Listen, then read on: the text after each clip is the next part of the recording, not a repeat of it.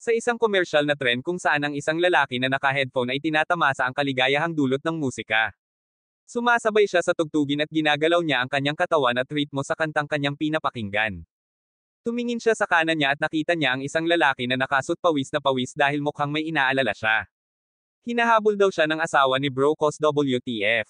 Hindi nagtagal ay bumaba ng tren ang lalaking nakasot at nagsimulang tumakbo ng mabilis hanggat kaya niya, ngunit hindi nagtagal ay nakatagpo siya ng ilang mga nakatagong figure nang makarating siya sa isang eskinita. Huminto siya at nagsimulang magtaka kung paano siya nahanap ng mga taong sasakay sa kanya. Isang smoke bomb ang ibinato sa kanyang kinalalagyan upang bigyan ng madaling access ang lalaki na makapunta sa kanya. Gayunpaman ang lalaki sa suit ay mukhang mas malakas at may talento kaysa sa kanyang hitsura. Nagagawa niyang harangan ang unang pag-atake na dumarating sa kanya at tumugon siya ng isang ganting pag-atake. Siya ay gumagalaw sa labas ng usok at ang kanyang mga assailants ay ipinahayag na freaking asno ninjas. Ang lalaking nakasot ay nagsimulang putulin ang kanyang mga kaaway gamit ang isang maliit na kutsilyo na kasama niya. Pinaputukan siya ng projectiles ngunit nagawa niyang iwasan ang mga bagay na ito. Napasuko siya nang hawakan siya ng ninja boss gamit ang isang malakas na tali at ibinagsak siya sa sahig. Pugot na siya ng ulo bago pa man siya makagalaw. Siya ay bumagsak sa lupa walang ulo na may pulang likidong umaagos mula sa siwang na naiwan sa pamamagitan ng pagtanggal ng kanyang ulo. Ang ninja boss ay kumukuha ng larawan ng namatay upang kumpirmahin ang kanyang pagwawakas. Kapag ito ay tapos na ang mga ninja ay umalis. Sa susunod na eksena isang lalaki si Joe Logan ang nakitang nagtatrabaho sa kanyang sakahan. Pagkatapos niyang kunin ang ilan sa mga pananim sumakay siya sa kanyang truck at nagmaneho pa uwi. Siya ay nagtatrabaho sa kanyang motorsiklo kapag ang isang figure ay lumitaw sa likod ngunit siya ay makakapag-react bago ang figure ay makarating sa kanya. Ang nakatagong figure pala ay ang kanyang anak na si Kyle na nakasuot ng nakakatakot na maskara. Bumagsak si Kyle sa lupa at nagtataka kung paano nalaman ng kanyang ama na papunta siya sa kanya at pabirong sinabi ng kanyang ama na may mga mata siya sa likod ng kanyang ulo. Nang tanungin tungkol sa uri ng maskara na inilalagay niya sinabi niya na ang maskara ay isang maskara ng Oni. Ang mga Oni ay sinasabing nakakatakot na mga demonyo mula sa Japan sabi ni Kyle. Ang asawa ni Joe si Sarah ay nagpakita at sinabing nakuha ni Kyle ang maskara mula sa isang kaibigan niya. Ang maliit na asno na si Kyle ay nagtataka kung ang kanyang ama ay magagawang kunin ang Oni kung kailangan nilang magpakita. Tiniyak sa kanya ng kanyang ama at ina na aalisin nila ang mga demonyo kung sakaling mangyari iyon. Hinikayat ni Sarah ang dalawa na pumasok sa loob at kumain ng hapunan. Ang kamera ay nagpapakita ng isang kalendaryo sa kanilang tahanan na may markang ika-25. Lumilitaw na ang araw na ito ay kaarawan ni Kyle at ang kanyang mga magulang ay naghahanda na para sa kanyang kaarawan dahil ilang araw na lang. Noong gabing iyon nakita ni Joe at Sarah sa balita ang tungkol sa lalaking na-terminate sa eskinita. Ang reporter ay naglabas ng isang piraso ng detalyadong impormasyon tungkol sa kung paano tinapos ang lalaki at ito ay medyo nakarating kay Joe at may sasabihin si Sarah nang magpakita ang kanilang anak. Ipinapalagay ni Kyle na ginawa ito ng Oni ngunit binuhat siya ni Joe at sinabing oras na para matulog siya. Ayaw ni Kyle ngunit tinakot siya ng kanyang ama sa pagsasabi sa kanya na hindi siya makakatanggap ng anumang regalo sa kaarawan kung tumanggi siyang matulog.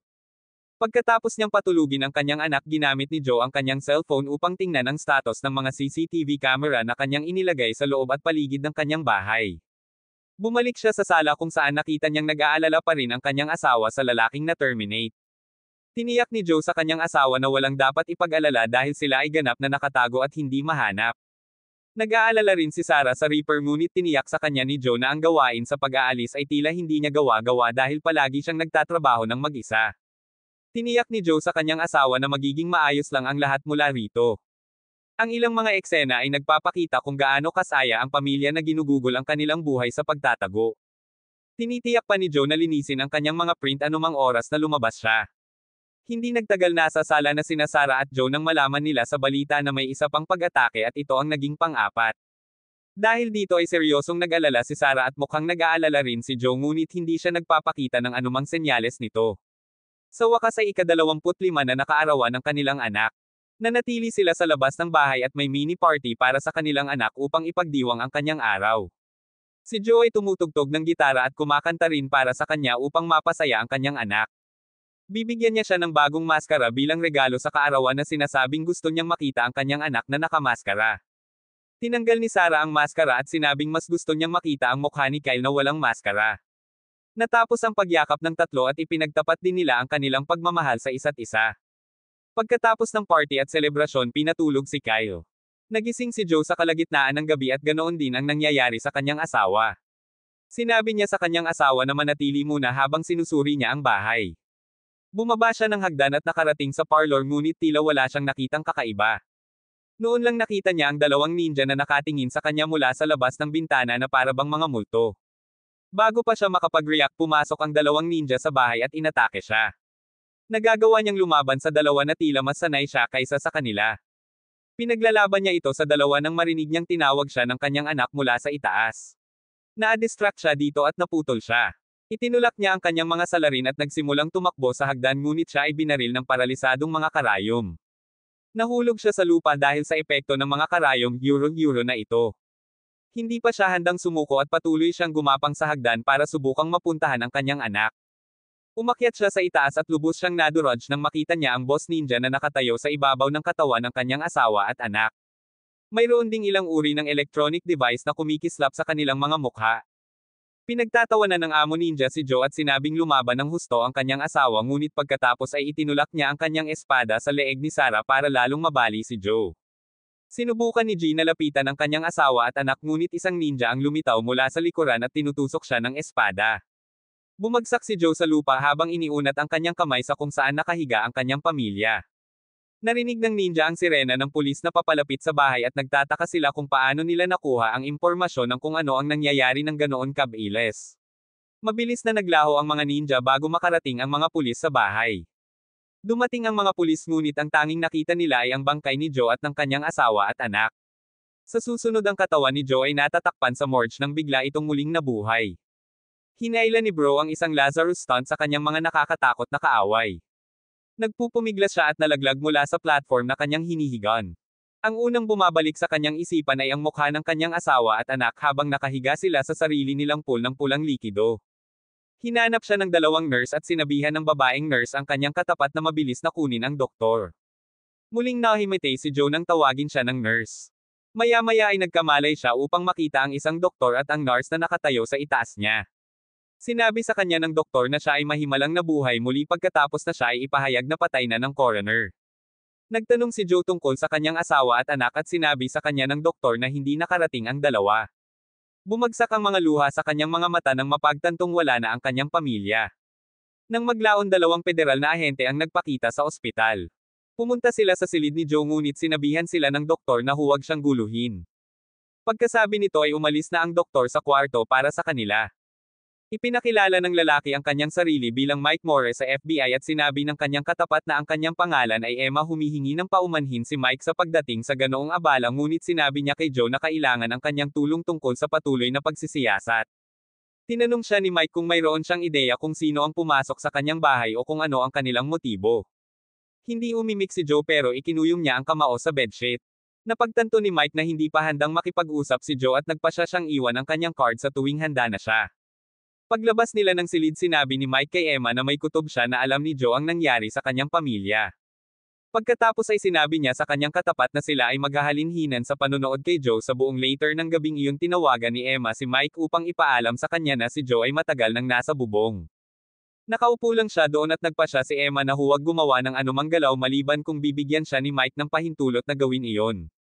Habang nakaupo siya roon nag-flashback si Joe noong hiniling niyang makita ang bangkay ng kanyang pamilya. Sobra siyang nasaktan kaya nahihirapan siyang pumasok sa morgue para tingnan ang mga bangkay. Ito ang pinagkakaabalahan niya kapag may mga ninjas na sumulpot. Mukhang inaasahan na niya ang mga ito at ito ang nagbibigay ng kalamangan kay Joe.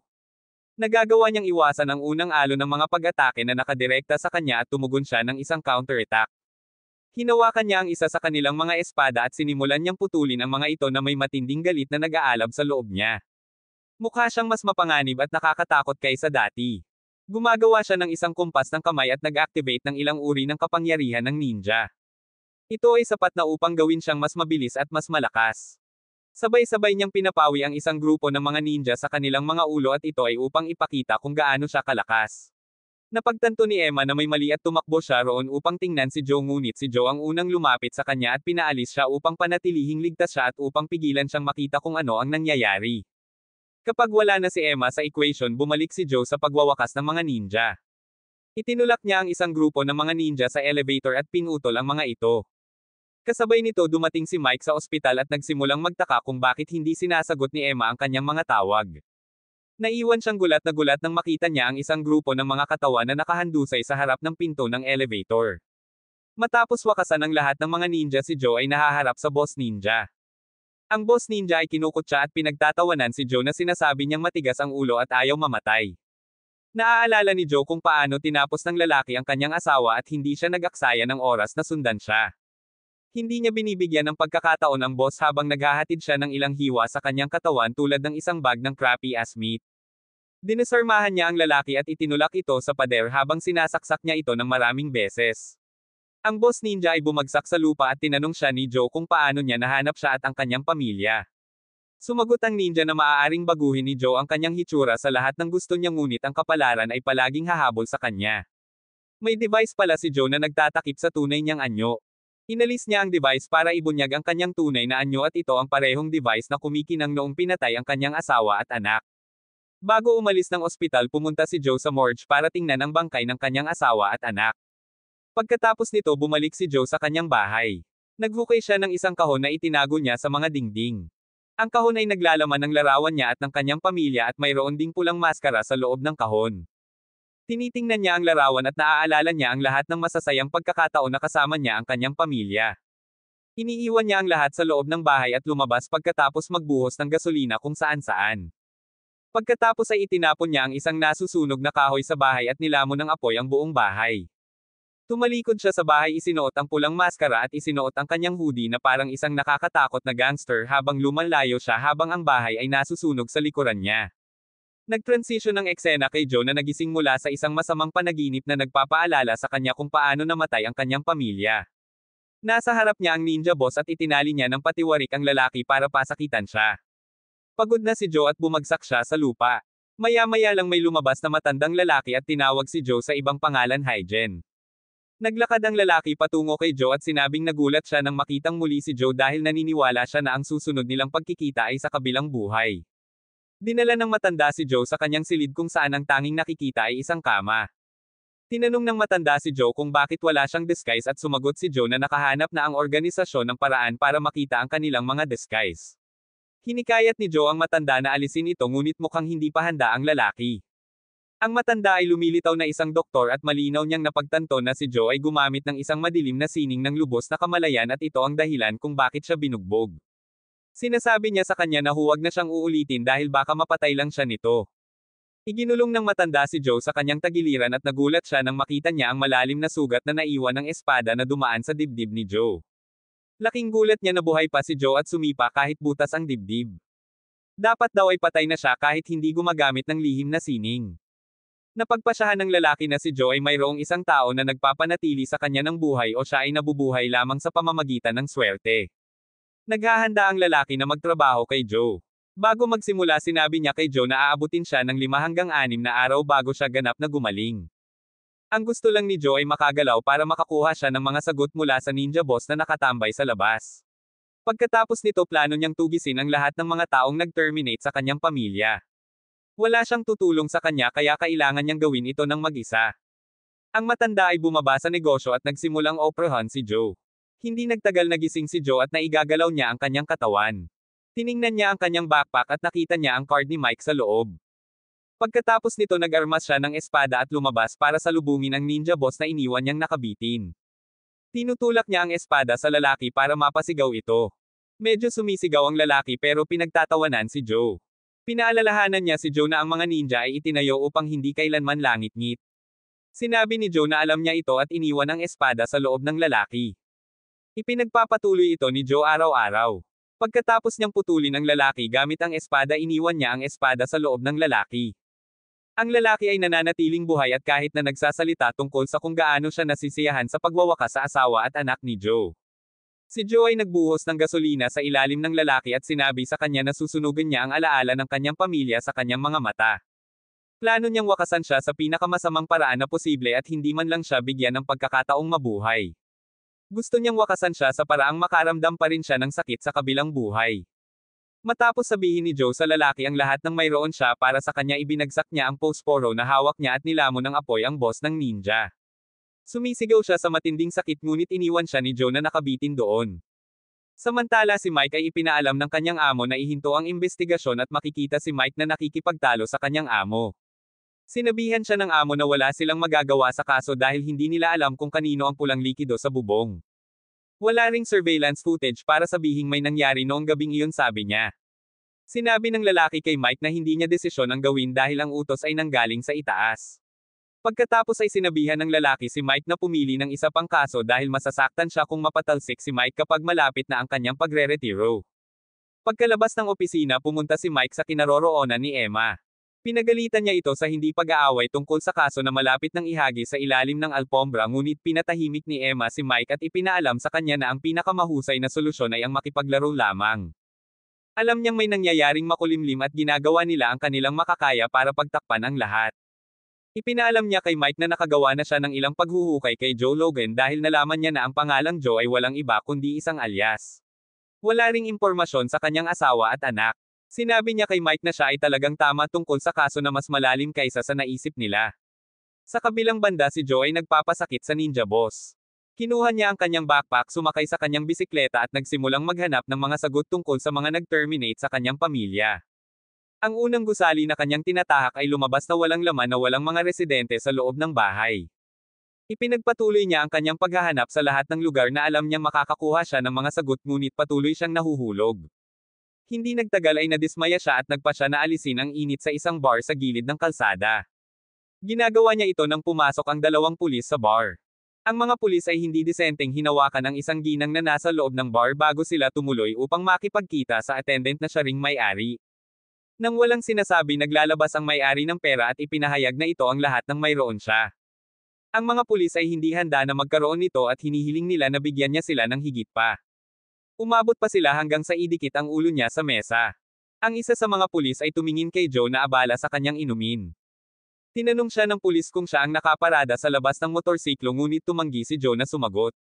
Ang pulis ay patuloy na nanggugulo sa kanya at ang pulis ay nauwi sa paggawa ng isa sa mga pinakamasamang pagkakamali sa kanyang buhay kapag sinubukan niyang hawakan si Joe. Walang pigil, hinawakan ni Joe ang kanyang kamay at sinuntok siya sa leeg. Kumuha siya ng pera at inilagay sa mesa para magsilbing bayad niya.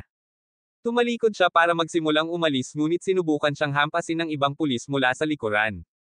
Madaling naiwasan ni Joe ang bato na paparating sa kanya at naghatid ng suntok na nagpapalipad sa pulis sa likod ng counter. Nagulat ang bar attendant nang makita ito at nakatayo lang doon na nagtataka. Lumabas si Joe at sumakay sa kanyang bisikleta. Nakita niya ang sasakyan ng pulis sa harap niya at naalala niya si Mike. Tinitingnan niya ang kanyang bag upang kumpirmahin kung mayroon pa rin siyang card ni Mike doon na ginagawa niya. Sa kabilang banda, tinanong ni Mike ang VR device na nasa ulo ni Emma.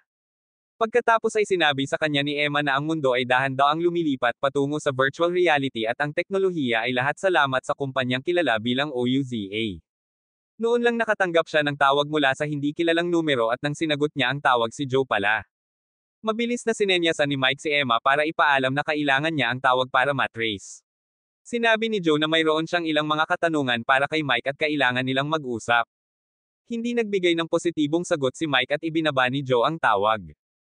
Sinisira niya ang phone na ginagamit niya para tawagan si Mike. Gayunpaman, nagpa siyang bigyan si Mike ng isa pang pagkakataon sa pamamagitan ng muling pagtawag sa kanya. Humingi ng paumanhin si Mike at sinabihan si Mike na huwag na siyang ibababa pa. Pagkatapos ay sinabi ni Joe kay Mike na kailangan nilang magkita at siya ang dapat na pumili ng lokasyon. Nagulat ito kay Mike, ngunit nagpa siyang gawin ito gayunpaman. Binigyan siya ni Mike ng pangalan ng isang restaurant kung saan sila magkikita. Habang si Mike ang tawag na ito, maririnig ng buong opisina ang kanilang pag-uusap. Pagkatapos nilang magpasya na magkita, kinabukasan ibinaba ni Joe ang tawag at nabigo si Emma na malok ang kanyang lokasyon. Kinabukasan nagsuot ng hoodie si Joe at nagsimula siyang pumunta sa lokasyon ng meetup. Habang naglalakad siya sa kalye, makikita at maririnig ang billboard at higanting monitor ng OUZA na pinag-uusapan ang mga posibilidad ng hinaharap. Pumunta si Joe sa rooftop para tingnan ang gusali kung saan niya nakilala si Mike. Lumingalinga si Joe sa paligid para siguraduhing hindi masusundan si Mike at walang kasama. Pumasok si Mike sa walang laman na restaurant at sinabihan niya ang may-ari na umalis ng ilang sandali. Sinaway ng matanda si Mike at ipinaalala sa kanya na pag-aari niya ang lugar. Sinabi ng lalaki kay Mike na darating ang mga delivery guys para kunin ang pagkain ng customer. Gusto niyang sabihin na lang ni Mike sa kanila na nasa mesa ang order at dapat nilang tiyakin na tama ang nakuha nila. Nagulat si Mike nang malaman na hindi pa gumagamit ng drone ang lalaki para sa kanyang mga paghahatid at ginagamit iyon ng matanda para mag-ban sa OUZA. Pumasok si Joe sa restaurant na nakatikip ang mukha at tumayo ang matanda. Sinabi niya kay Mike na babalik siya sa susunod na 30 minuto at dapat na handa si Mike na magbayad para sa anumang masira niya. Pagkaalis ng matanda, hiniling ni Mike na malaman kung totoo ang kausap niya. Gusto niyang ipakita ni Joe ang kanyang mukha ngunit inilabas ni Joe ang card na ibinigay niya sa kanya. Mukhang hindi kontento si Mike dito pero napipilitin siyang tanggapin ang ibinibigay sa kanya kapag napagtanto niyang pwede na lang umalis si Joe kung gusto niya. Gayunpaman nagulat si Mike na maaari talagang ipakita ni Joe ang kanyang mukha kahit na maaari siyang arestuhin. Umupo si Joe sa harap ni Mike at sinabi sa kanya na wala siya roon para sa maliit na usapan. Gusto niyang malaman kung sino ang may pananagutan sa mga sunod-sunod na pagpatay at kung may mga lead si Mike. Handa siyang ibalik ang pabor sa pamamagitan ng pagsagot sa anumang itatanong sa kanya ni Mike. Biglang inilabas ni Mike ang kanyang baril at itinutok ito kay Joe. Hinihiling niya na isuko ni Joe ang kanyang sarili dahil hindi pa siya handa na makipagdeal sa kanya. Naabala si Mike nang may pumasok na delivery guy para kunin ang order ng customer. Walang pakialam ang lalaki sa mga nangyayari at tahimik lang siyang umalis pagkatapos kumuha ng pagkain. Magpapatuloy na sa pagsasalita si Mike nang may dumating na isa pang delivery guy para kumuha ng panibagong order. Nang mawala ang pangalawang lalaki, lumapit si Mike kay Joe na may balak na arestuhin siya. Maya-maya lang may pumasok na isa pang lalaki at mukhang hindi ito yung tipong friendly. Ang lalaki ay nakasuot ng maskara at siya ay nakatayo roon nagbibigay ng nakakatakot na vibe. Sa sandaling iyon ang lalaki ay naniningil patungo kina Mike at Joe gamit ang kanyang sandata ngunit si Joe ay mapagbantay at nagawa niyang iwasan ang pag-atake ng lalaki. Isang matinding away ang sumiklab sa pagitan ng dalawa at nahihirapan si Mike na pumili kung sino ang gusto niyang barilin. Hinabol ng lalaki si Mike at sinubukang wakasan siya ngunit nagawa ni Joe na makalapit kay Mike at itulak siya mula sa kapahamakan. Ang lalaki ay nag-activate ng isang ninja technique na nagpapahintulot sa kanya na maging dalawang personalidad. Upang kontrahin ito, gumamit din si Joe ng isang pamamaraan na nagbibigay sa kanya ng dalawang dagdag na pares ng mga armas na ginagawang kamukha niya si Goro. Tuloy-tuloy ang away ng dalawa at lumalabas na pantay-pantay sila. Higaitan ni Joe ang lalaki kapag bumubuga siya ng apoy at pagkatapos ay itinulak siya sa pamamagitan ng paghagis ng kanyang mga espada sa kanyang mga kamay. Tinatapos niya ang lalaki at ang kanyang doppelganger sa pamamagitan ng pag-alis sa kanyang ulo. Matapos maayos ang lahat, lumingon si Mike kay Joe at tinanong siya kung sino siya. Sinagot lang siya ni Joe sa pamamagitan ng pagsisiwalat na siya ay isang ninja at ang parehong naaangkop sa taong kakatapos lang niya. Ginagamit niya ang masking device para baguhin ang kanyang hitsura para makita niyang nagsasabi siya ng totoo.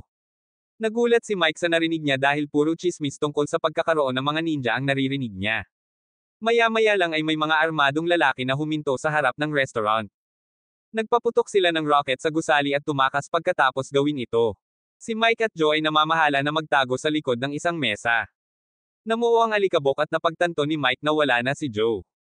Tinitingnan niya ang hiwa na ginawa ng talim ng ninja sa kanyang bulletproof vest at nagtanong ito sa kanya kung anong uri ng mga materyales ang ginagamit ng mga ninja sa paggawa ng kanilang mga armas.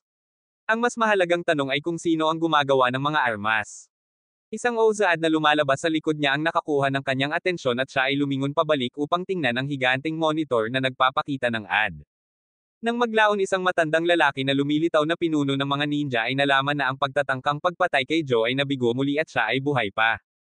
Ang lalaki pagkatapos ay itinaas ang kanyang ulo at tinawag si Joe sa pangalan na siya ay kilala bilang Witch is Hygiene. Di nagtagal pagkatapos isang crappy as psychotic ninja ang sumali sa liga ng mga nangangaso kay Hygiene na sinusubukang panasan siya sa balat ng lupa. Siya ay isang tao na walang kahihiyan at umaasa siya sa mga makina upang gawin ang kanyang maruming gawain para sa kanya. Sinusunod niya ang mga tagubilin mula sa pinuno ng mga ninja si Yamaji. Ang lahat ng mga natapon na ninja ay dapat wakasan ayon kay Yamaji. Gusto nilang mawala si Hygiene ngunit sa parehong oras gusto nilang alisan ng takip ang kanyang nakamamatay na lihim na pamamaraan. Sa susunod na eksena makikita ang isa sa mga desperado na ninja na lumalaban sa isang tila mapanganib na ninja si Zai. Tila tiwala ang ipinatapon na ninja na ibababa niya si Zai gamit ang kanyang nakamamatay na pamamaraan. Sumugod siya patungo kay Zai gamit ang wind technique at pagkatapos niyang gawin ipinapalagay niya na si Zai ay nasa ilalim ng 6 na talampakan para lamang niya mapagtanto na si Zai ay nakatayo pa rin ng malakas. Napagpasyahan niyang gamitin ang pamamaraan ng isang beses ngunit sa sandaling iyon napagtanto niya na itinusok na ni Zai ang kanyang espada sa kanya. Ang ipinatapon na ninja ay bumagsak sa lupa inamin ang pagkatalo ngunit sinabi kay Zai na siya ay maghihintay para sa kanya sa impyerno. Tila si Zai na kilala rin bilang Reaper ay gustong makipag-ugnayan kay Hygen ngunit siya ay inutusan ni Yamaji na tumayo. Sa kabilang banda tinutugis pa rin ni Mike ang kaso ninja nang tawagin siya ng kapitan na dati rin niyang kasama. Umupo sila sa isang pampublikong bangko upang mag-usap at sinabihan siya ng kapitan na magpahinga. Ayaw niyang pag-aralan niya ang kaso at sinabihan niya itong huwag nang bumalik sa opisina hanggang sa araw na magkabisa ang kanyang pagre-retiro na malapit na. Umalis ang kapitan sinabi kay Mike na ito ang pinakamagandang payo na maibibigay niya sa kanya. Maya-maya pumunta si Mike sa hideout ni Hygen. Nagdadala siya ng mga grocery para sa kanya at tila nakararanas pa rin ng traumatikong karanasan si Hygen sa pagkamatay ng kanyang asawa ngunit pilit niyang tinatakpan ito. Ipinakita ni Mike kay Hygen ang mga file na nakolekta niya tungkol sa mga ninja at Auza. Alam ni Mike na ang Auza ay isang nakakatakot na mapanganib na kumpanya dahil nahukay nila ang kanilang mga kuko sa bawat seksyon ng bansa. Kahit ang Fogjing FBI ay nasa kanilang mga bulsa na isa sa mga dahilan kung bakit gusto nilang umatras si Mike sa kaso. Walang pakialam si Hygen sa lahat ng ito dahil ang buong plano niya ay nakasalalay sa kanyang pagwawakas sa bawat taong sangkot sa pagkamatay ng kanyang asawa. Pinapanatili pa rin ni Mike ang kanyang Damas moral code sa pamamagitan ng pagsasabi kay Hygen na arestuhin niya siya kung sakaling mangyari iyon. Ang pagprotekta sa mga mamamayan mula sa mga kriminal ang kanyang nilagdaan sabi niya. Para makipag-alyansa sa lalaki binigyan siya ni Hygen ng isang tasa at binuhusan ito ng inumin. Naniniwala si Hygen sa lumang paraan ng pakikibahagi ng inumin sa sinumang makakasama niya. Iniinom ni Mike ang likido sa isip na umiinom siya ng matapang na alak para lamang malaman na hindi pala. Ito ay lumiliko na ito ay walang iba kundi isang nakakatakot na inuming enerhiya. Naniniwala si Mike na ito ay isang bagay na ninja ngunit sinabi sa kanya ni Hygen na hindi iyon. Ito ay isang bagay lamang na ginagawa niya sa kanyang sarili. Sinabi ni Mike kay Hygen na may lead siya tungkol kay Ayuza dahil may kakilala siya. Hindi nagtagal nagkita sila ni Emma. Hindi pinapansin ni Mike si Emma sa pagdating ng huli na tinawag ang kanyang kotse na isang piraso ng bogging junk. Gayunpaman hindi pa handang panindigan ito ni Emma, Euro sinabi kay Mike na ang sarili niyang sasakyan ang basura. Putol ni Hygen sa pamamagitan ng pagpuri sa kotse ni Emma, Euro at sa gayon ay ibinasura ang kotse ni Mike. Tuwang-tuwa si Emma na nanalo sa argumento kaya napilitan si Mike na mabilis na isara ang paksa sa pamamagitan ng pagpapaalala sa kanila na hindi sila pumunta rito para pag-usapan ang tungkol sa mga sasakyan. Diretso lang ang sakit ni bro na si Hygen ang kumampi kay Emma, Euro imbes na siya. Pumasok sila sa maliit na salagubang ni Emma, Euro at nag-activate siya ng ilang uri ng command button na nagpapakita sa kanila ng tunay na bahagi ng kotse. Lumalabas na ang loob ng kotse ay karaniwang isang bahay ng computer na ginagamit ni Emma sa pagsasagawa ng mga pagsisiyasat at pangangalap ng mga impormasyon. Ito ay isang kotse na sinasabi niyang siya mismo ang gumawa. Maliwanag na hahangaan ni Mike ang kotse wika nga. Sinabi ni Emma sa dalawa ang tungkol sa impormasyong nakalap niya sa ngayon. Kabilang dito ang lahat ng kinasasangkutan ni Ayuza. Ang kanilang software ay tila nasa lahat ng dako at ilang mamamahayag na nag-iimbestiga sa kanila ay namatay ng misteryoso. Mayroon pang ang isang political figure na tinanggihan ang pag-access ni Ayuza sa kanyang bansa ngunit namatay siya ilang linggo na ang nakararaan. Simula noon ang kanyang kahalili ay gumagawa ng eksaktong kabaligtaran. Nag-ooperate na ngayon si Ayuza sa bansa habang nagsasalita kami. Sa kabilang banda ang chairman ng Ayuza ay nakikitang naglalagay ng isa pa sa kanilang mga imbensyon sa pagsubok. Layunin niyang ilagay si Ayuza sa lahat ng bagay sa mundo. Gusto niyang lahat ay magsalita ng Ayuza at gawin Ayuza dahil ito ang kanyang layunin. Pagkatapos ng eksibisyon pumunta siya sa kanyang opisina kung saan nakita niya si Yamaji na naghihintay sa kanya. Ito ay isang malinaw na indikasyon na siya ay nagtatrabaho sa mga ninjas. Mukhang naroon si Yamaji sa seryosong negosyo. Ang chairman kasi ang nagutos sa mga mersenaryo na ilabas sina Mike at Hygen sa restaurant. Ayaw ni Yamaji na may gawin siya sa likod niya dahil may mga bagay pa silang gusto kay Hygen. Pagbalik sa sasakyan pinapakain pa rin ni Emma sina Mike at Hygen ng impormasyon tungkol sa Ayuza City nang bigla silang inatake. Ang umaatake ay nakatayo sa kotse sinusubukang itulak ang kanyang espada sa kanila. Inilagay ni Emma ang kotse sa drive mode upang subukang palayasin ang kanilang umaatake. Ginagamit ni Hygen ang kanyang kakayahan sa pangunawa upang subaybayan ang umaatake at nagpaputok ng isang putok upang maalis siya. Papatakas na ang sasakyan nang dumating sa larawan ang kanilang malas na kapalaran. Nabundle sila ng isang truck na nagpatomba kina Emma at Mike.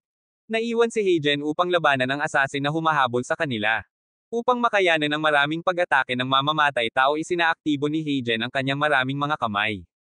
Sa pamamagitan nito nagagawa niyang talunin ang assassin. Tinutulak niya ang kanyang espada sa kanyang ulo bago pa man niya maisip kung ano ang nangyayari. Lumalabas na ang assassin ay tumatanggap ng mga order mula sa machine guy. Alam ito ni Heijen at ginawa niya ang I'm going to kill you gesture sa camera. Habang papaalis na si Heijen sa eksena nakatanggap siya ng tawag mula sa isang kakaibang tao. Ang kakaibang tao sa telepono ay alam na si Heijen ay patungo sa Ayuza City ngunit alam din nila na si Heijen ay hindi makakaligtas kung susubukan niya ito. Sinabi nila kay Heijen na ang lungsod ay hindi malalampasan ngunit matutulungan nila si Heijen.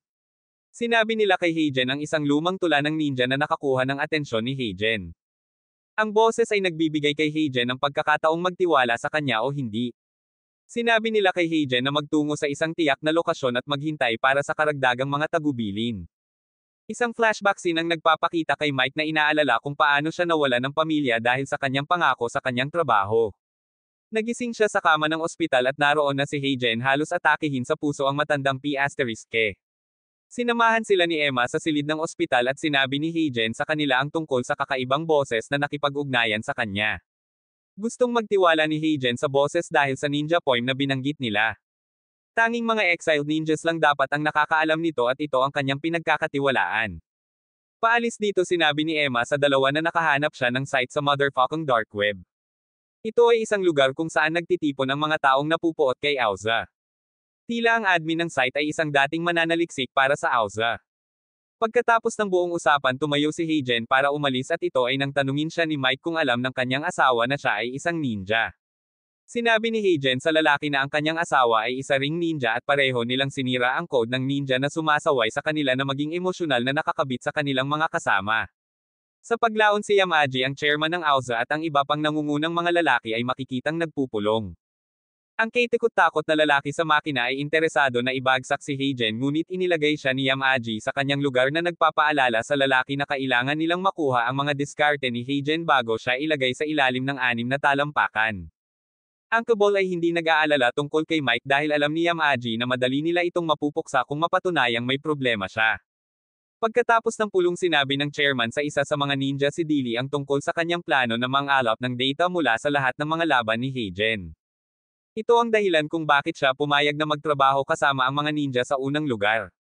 Taos-puso siyang umaasa na ang lalaki ay hindi masyadong mabilis na mamatay upang magamit niya iyon upang matipon ang lahat ng data na gusto niya. Nakikita rin si Yamaji na nagsasabi kay Zai na huwag gumawa ng kahit ano. Papunta na si Heijen sa locus yung ibinigay sa kanya ng kakaibang boses at na-flashback niya ang kanyang nakaraan. Siya Sara at Zai ay kakatapos lang bilang shinobis at kanya-kanya silang ninja names. Bilang karagdagan dito isang lihim na pamamaraan ang ipinasa sa bawat tao. Ipinadala ng pinuno ang tatlo sa isang misyon. Alam niyang taksil ang misyon pero nagtitiwala siyang magde-deliver ang tatlo.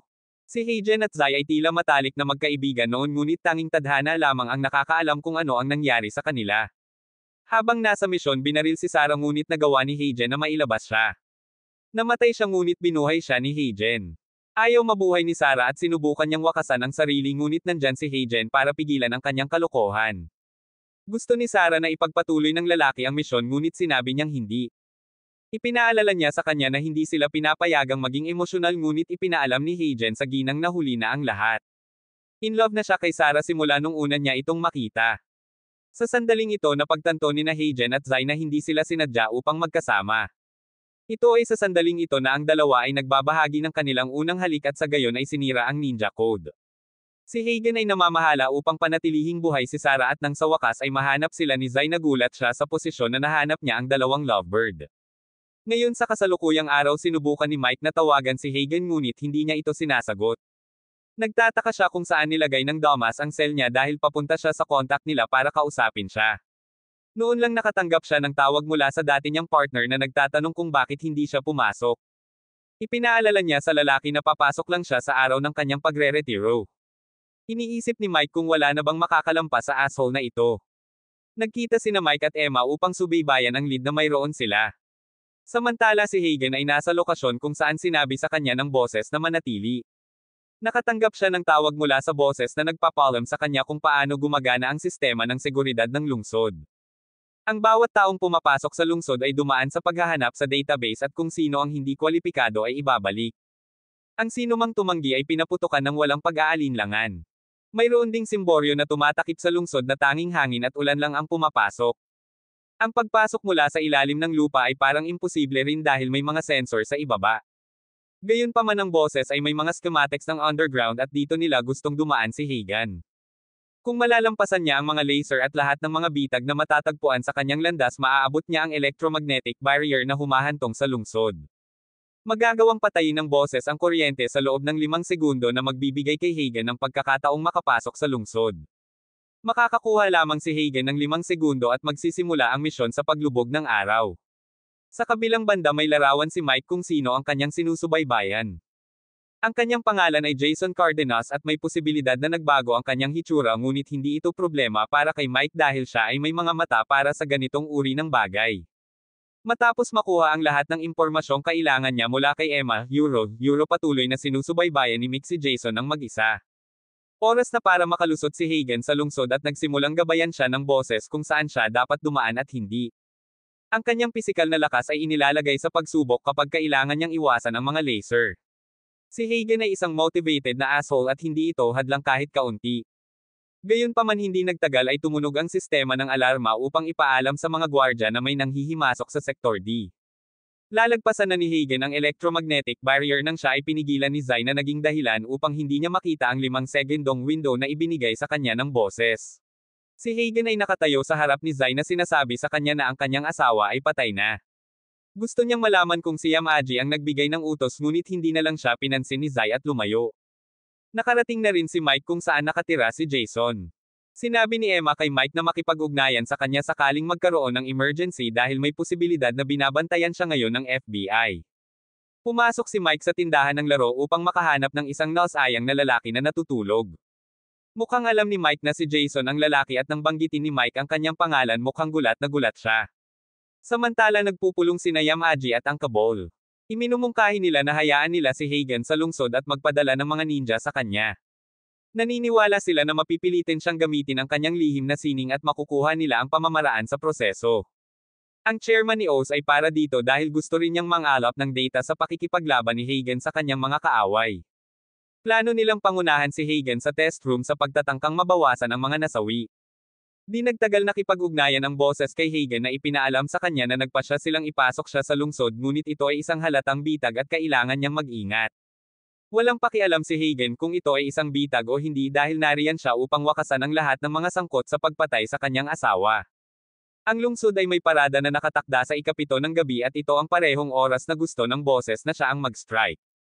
Ngayon sa tindahan ng laro nagulat pa rin si Jason na madaling nalaman ni Mike kung sino siya. Patuloy siyang ginulat ni Mike sa pamamagitan ng pag-alis ng kanyang sikretong silid ng server. Bumalik sa Hagan. Matagumpay siyang nakapasok sa lungsod ngunit kailangan niyang makipaglaban ngayon sa isang grupo ng mga ninja assholes na naghihintay sa kanya. Ang mga pursuit star ni Brohas ay nakataas sa pinakamataas dahil ang F ay ang mga kayeg ng mga ninja na ito. Nagtungo sina Mike at Jason sa silid ng server nagsimulang magreklamo si Jason tungkol sa kung gaano Katie-Wally si Oz. Sinabihan ni Mike ang lasing na tulala na manahimik dahil alam na niya ang lahat ng sinasabi niya at sa katunayan naniniwala siya sa kanya. Gusto ni Mike na ihak ng lalaki ang mga server ni Oz ngunit natatakot siyang mahanap siya kapag ginawa niya iyon. Pagkatapos ay tinitiyak ni Mike sa lalaki na ililigtas niya siya. Sa Owl City galit na nakikipaglaban si Hagan sa mga ninja pinuputol ang lahat ng mga humahadlang sa kanya. Ginagamit ni Hagan ang kanyang espada, punyal, shuriken at lahat ng iba pang bagay na nasa kanya upang matiyak na walang makakapidyaw sa kanya. Seryosong sinusubukan ni Jason na makapasok sa mga server ni Oz ngunit patuloy siyang nabigo.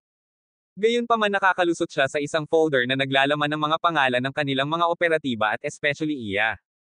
Nagulat si Mike nang makita niya ang pangalan ni Emma doon ngunit gusto niyang maniwala na ito ay isa pang Emma. Sa sandaling iyon tumunog ang alarma na nagpapalam sa kanila na ang mga mersenaryo ay nasa paligid upang patayin sila. Nagagawa ni Mike na gambling ang mga assassin sa paggamit ng isang video game. Sa ilalim ng takip ng putok sina Mike at Jason ay sumakay sa kotse at nagmaneho ngunit hinabol sila ng mga mersenaryo. Si Hagan ay nahaharap pa rin sa isang sitwasyon sa buhay at kamatayan habang sinusubukang palalimin ang Oz ngunit hindi alam ng dude na ang lahat ng ito ay isang operasyon lamang ng data mining. Sinubukan ni Mike na maabot si Emma, Euro ngunit ang kanyang linya ay hindi nagkokonekta.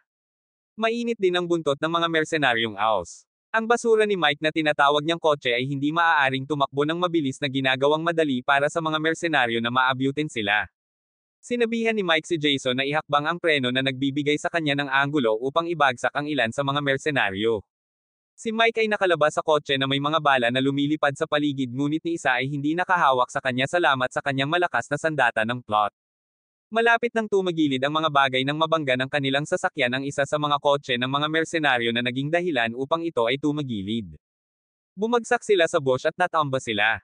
Sa pagpapatuloy kay Hagen sa wakas ay nakarating siya sa test room kung saan nakita niya ang isang grupo ng mga ninja na nakasuot ng mechanized suit na naghihintay sa kanya. Tinatawag nila itong dulo ng linya para sa kanya dahil walang paraan na ginagawa niya ito. Sa sandaling iyon nakita ni Hagen ang isang eroplano na lumilipad at si Yamaji ay sakay nito. Nagagalit siya kapag nakita niya ito dahil nakadirekta ang buong vendetta niya kay Yamaji. Ito ay sapat na upang magalit sa kanya at hindi siya makapag-isip ng tama tulad ng dapat niyang gawin.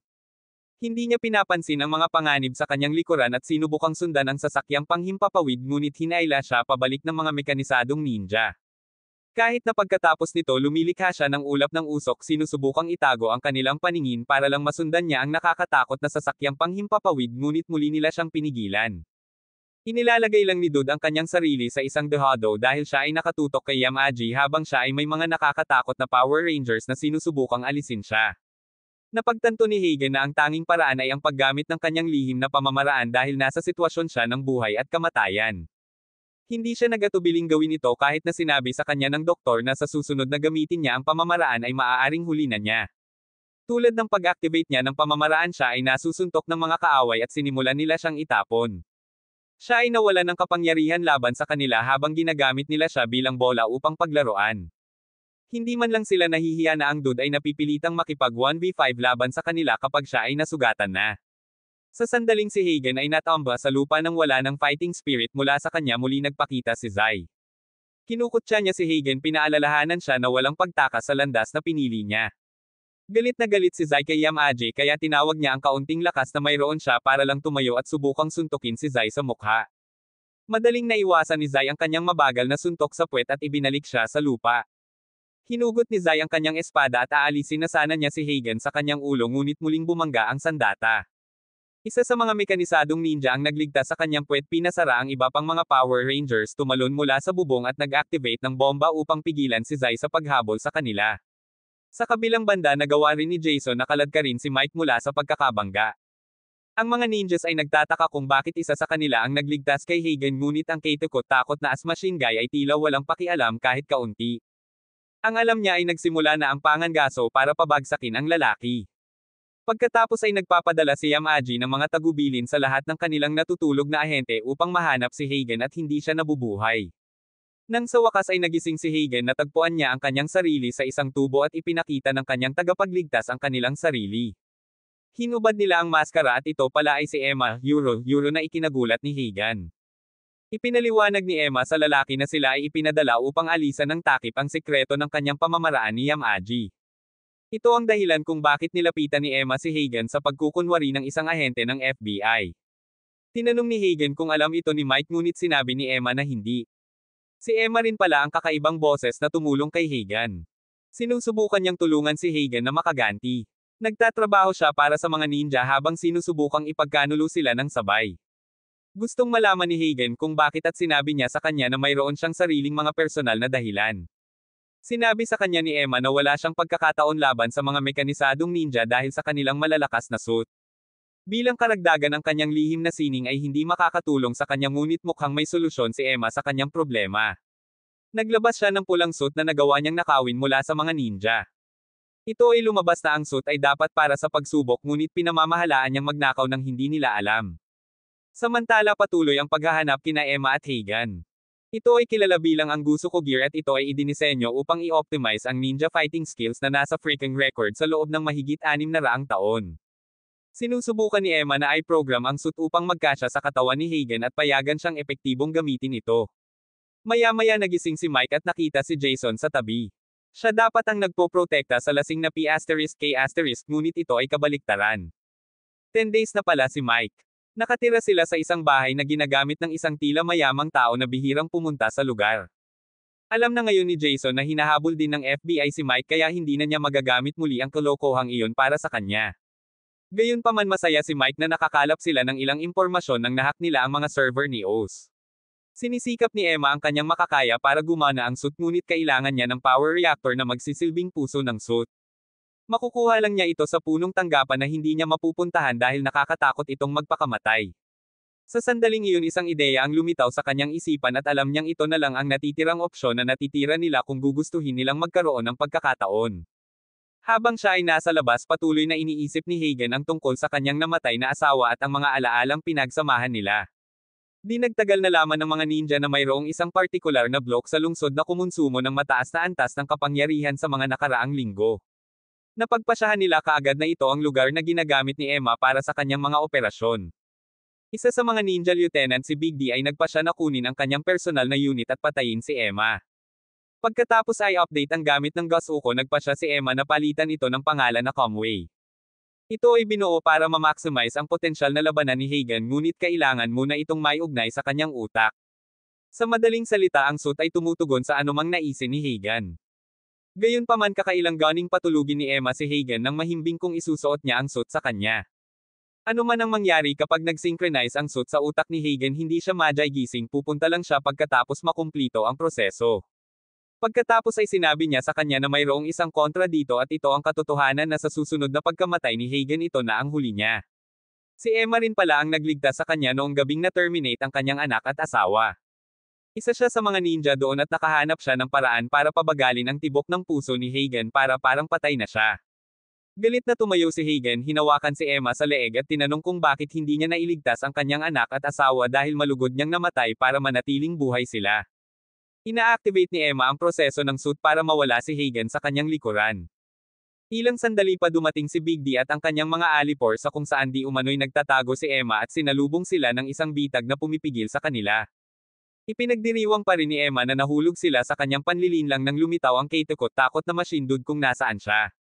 Nagtataka si Emma kung paano siya nahanap ng lalaki at ipinaliwanag niya sa kanya na napansin niya na ang track na kanilang tinutuluyan ay ang tanging gumagalaw mula nang mawala ang dalawa sa radar.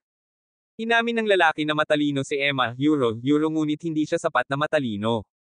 Hindi nagtagal ay nahulog ang track at lumabas si Emma dala ang kanyang suit upang labanan ang bastard. Samantala sinusubukan pa rin ni Mike na maabot si Emma, Euro ngunit walang epekto.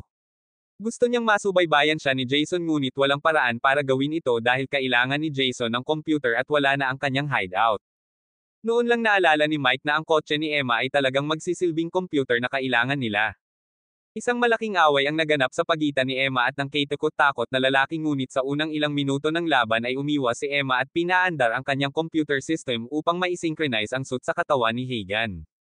Hindi sinasadya ni Emma ang Kate-Ko-takot na lalaki na sinasabi sa kanya na ang isang tulad niya ay hindi malalaman kung ano ang maging isang ninja. Patuloy ang laban ngunit tila ang lalaki ay may mataas na kamay dahil sa kanyang kakatuwa sa dugo. Di nagtagal gumamit si Emma ng isang optical trick para hatiin ang sarili ngunit ang Kate-Ko-takot na lalaki ay muling nagtagumpay sa panlilinlang na ito. Sinubukan ni Emma na tumakas ngunit nagawa siyang isara ng lalaki gamit ang isang EMP. Ngayong si Emma ay nasa kanyang awa nagsimula siyang makipaglaro sa babae. Itinapon niya ito na parang isang basurahan. Habang nangyayari ito ang suit ay abala sa pag-synchronize sa katawan ni Hagen. Isang pre-record na boses ang nagsimulang tumugtog sa ulo ni Hagen. Sinasabi sa kanya ni Emma na sa tuwing maririnig niya ang recording na ito ibig sabihin ay patay na siya. Sinabi niya sa lalaki na tinutulungan niya siya dahil ang kanyang asawa ay minsang nagligtas sa kanyang buhay. Pagkatapos noon nanatili ang ugnayan ng dalawa. Noong gabing na-terminate ang kanyang asawa at anak sinubukan niyang pigilan ito ngunit huli na siya. Gayunpaman tinutupad niya ngayon ang kagustuhan ng kanyang asawa na mabuhay siya kahit anong mangyari. With this the creepy guy prepared to terminate Emma and she says goodbye to Hagen. Sa sandaling iyon ang suit ay natapos na lumubog at ang buong lungsod ay dumilim para lamang sa kapangyarihan nito. Lumilitaw ang isang pulang anino mula sa truck upang ipakita ang uri ng halimaw na malapit ng lumitaw.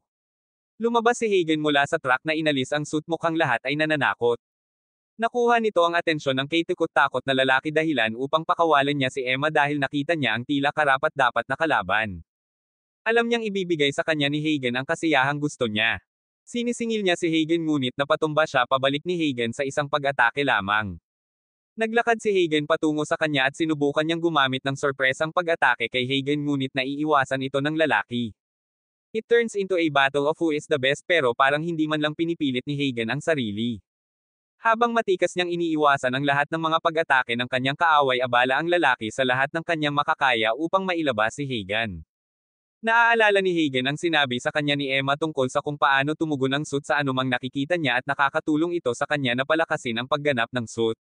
Ginagamit niya ang kanyang pag-atake ng magma ngunit pinutol ito ni Hagen para makarating sa kanya. Inipit siya ni Hagen sa dingding gamit ang kanyang mga espada at nang makitang natalo siya sa labanan nagpa siya ang lalaki na wakasan ang kanyang sarili habang dinadala si Hagen kasama niya. Gayunpaman pinamamahalaan ni Hagen na habi ang paputok na pag-atake habang iniligtas din ang lalaki dahil mayroon siyang isang bagay na kakilakilabot na nakalaan para sa kanya. Tiniyak ni Hagen sa nakakatakot na bastard na ang kanyang kamatayan ay walang iba kundi walang sakit. Nang maglaon ipinadala ni Hagen ang ulo ng lalaki kay Yamaji at sa iba pa gamit ito bilang babala. Pagkatapos ay nagpa siya si Yamaji na ito na ang oras para pabilisin ang kanyang master plan. Ipinaalam din ni Emma kay Hagen na ang mga ninja ay hindi susunod sa kanya pansamantala dahil kailangan nilang maghanap ng paraan upang wakasan siya bago gumawa ng hakbang. Lingid sa kanilang kaalaman sa wakas ay binigyan na ni Yamaji ng pahintulot si Zai na habulin si Hagen at ibaba siya. Tinanong ni Hagen si Emma kung paano niya nakilala ang kanyang asawa at ipinaliwanag niya sa kanya na iniligtas ni Sarah ang kanyang buhay. Isang flashback na eksena ang nagpapakita kay Emma sa isang misyon ngunit nahuli siya ni Sarah na hindi alam na maaaring direktang kamatayan kung ito ay isang kaaway. Simula noon si Sarah ang naging mentor ni Emma. Ginawa ni Sarah na kapareha si Emma, Euro at magkasama silang nagmisyon. Laging hinahangaan ni Emma si Sarah dahil nakikita niya siya bilang tunay na sagisag ng kung ano ang dapat na isang ninja. Ang lahat ay palaging tumitingin kina Sarah Hagen at Zai tungkol sa posibilidad na ang isa sa kanila ay posibleng maging susunod na pinuno ng organisasyon. Si Emma ay may maskara na palagi niyang isinusuot sa kanyang mukha at tinanong siya ni Sarah kung bakit. Ipinaliwanag niya sa ginang na siya ay naaksidente noong siya ay maliit na iniwan ang kanyang mukha na pumangit. Iniwan siya ng kanyang mga magulang dahil dito ngunit kinuha siya ng organisasyon. Ito ay noong nagsimula siyang matuto ng mga trick ng pagbabalat kayo at iba pa. Naging ninja siya para lang makapag-disguise siya pero sinabihan siya ni Sarah na tanggalin ang maskara dahil maganda siya. Laging sinasagot ni Emma ang mga salita ni Sarah dahil iginagalang niya ito. Hindi nagtagal itinuro ni Sarah kay Emma ang kanyang sikretong sining na di umano'y hindi alam ng iba.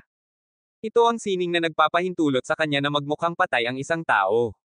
Dahil dito nailigtas niya si Hagen nang magawa niya ito.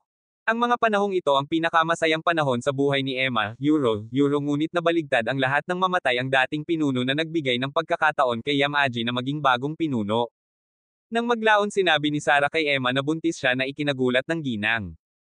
Inamin ni Sarah na nine-love siya sa isang tao at hindi pa siya handa na tanggalin ang sanggol. Pagkatapos ng libing sa kanilang dating pinuno sinabi ni Yamaji sa angkan na sila ay aalis sa Japan. Nagdudulot ito ng pag-aalsa sa ilan sa mga ninja. Ang ilan ay umabot pa sa malayo upang salakayin si Yamaji ngunit madali niya silang pinabagsak gamit ang kanyang nakakatakot at nakapangyarihan ng ninja. Ginagamit niya ito bilang isang pamamaraan ng pananakot upang ilagay ang iba sa linya. Gayunpaman ang mga tapat sa lumang paraan ay nananatiling matigas ang ulo at ito ang hanay ng mga tao na naging mga tapon. Sumama sa kanila si Sarah at ipinakita niya sa pinuno ng mga Destiero ang teknolohiyang pinaghirapan niya. Ito ay nagpapahintulot sa kanila na magkaila at magsimula ng isang bagong buhay. Di nagtagal hinamon ni Emma si Sarah. Binigyan siya ng misyon ng dating pinuno na subukan si Sarah kung karapat-dapat ba talaga siyang maging pinuno.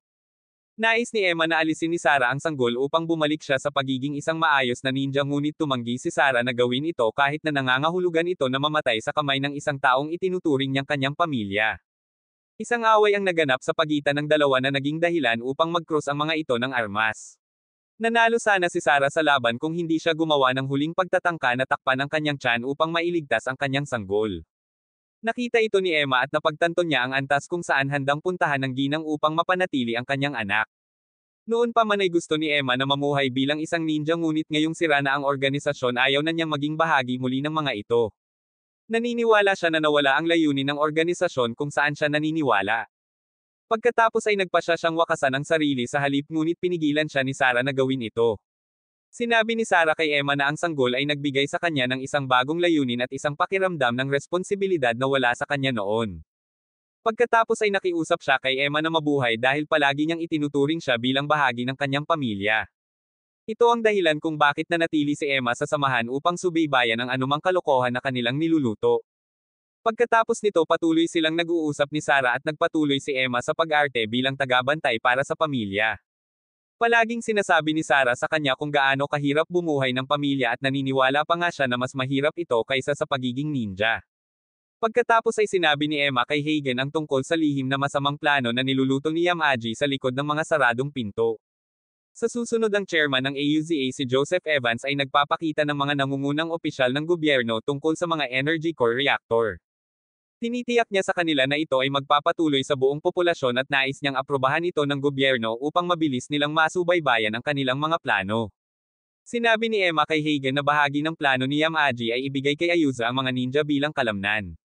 Ito ay magpapahintulot sa kanila na sakupin ang mga bansa mula sa loob palabas.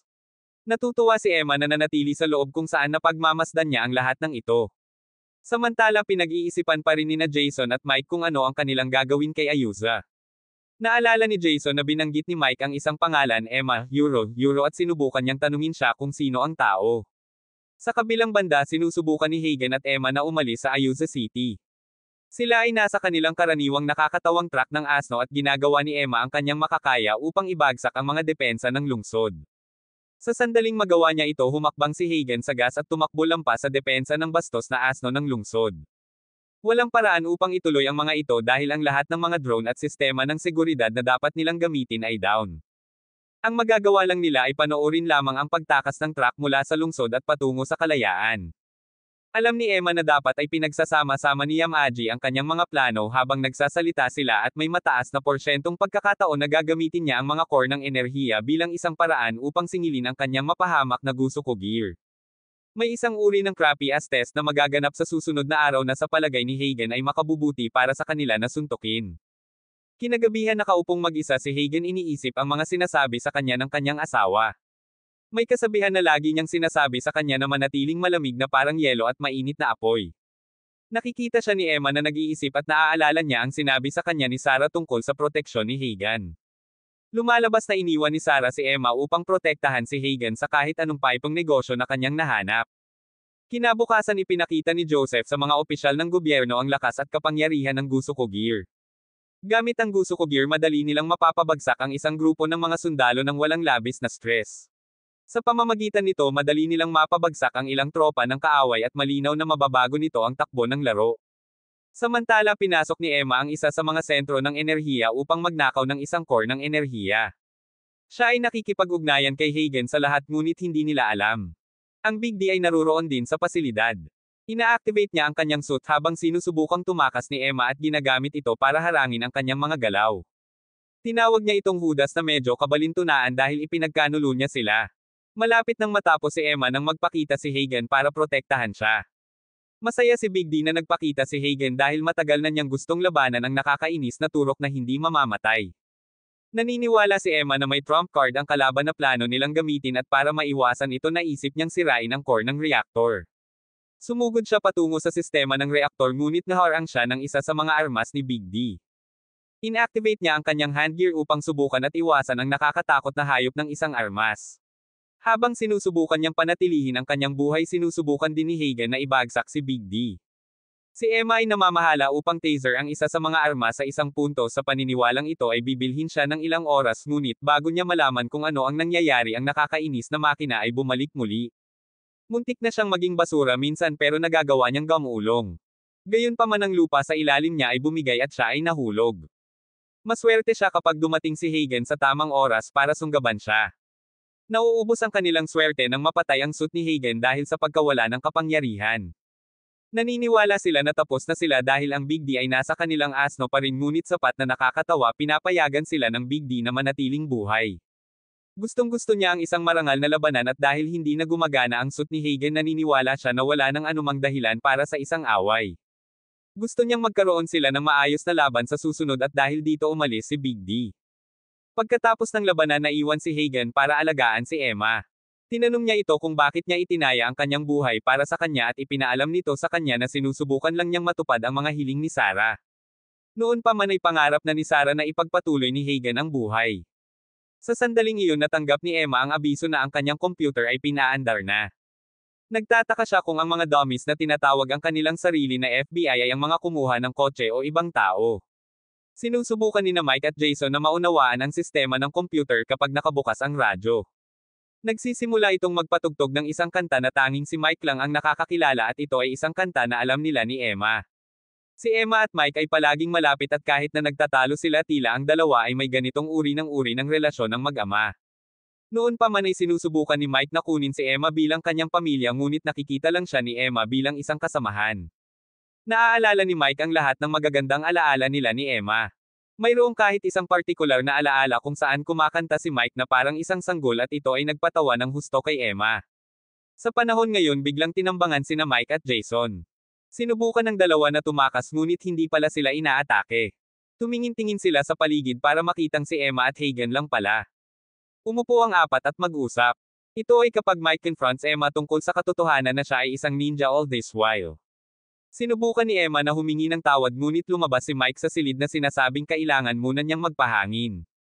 Nang maglaon na ayos ni na Emma at Mike ang kanilang mga hindi pagkakaunawaan dahil nakikita ni Mike si Emma bilang kanyang anak. Nagsisimula silang magtrabaho sa kaso ng magkasama at pinamamahalaan nilang makuha ang larawan ng isang mekanisadong ninja.